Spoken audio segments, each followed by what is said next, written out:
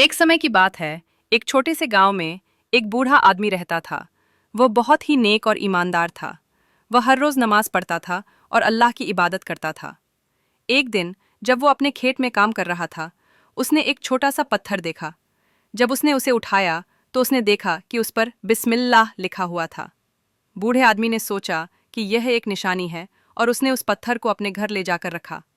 उस दिन से उसके घर में बरकतें बढ़ने लगीं। उसके खेत में फसलें अच्छी तरह से उगने लगीं और उसके परिवार में सुख शांति आई। बूढ़ा आदमी समझ गया कि अल्लाह की याद में रहने से ही जीवन में सुख और शांति आती है।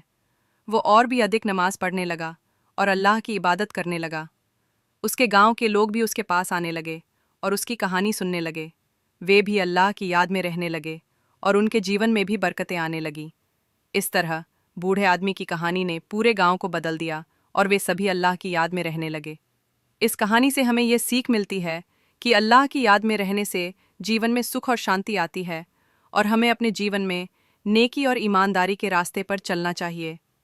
अल्लाह हमें सही रास्ते पर चलने की ताकत दे और हमें अपने जीवन में सुख और शांति प्रदान करे।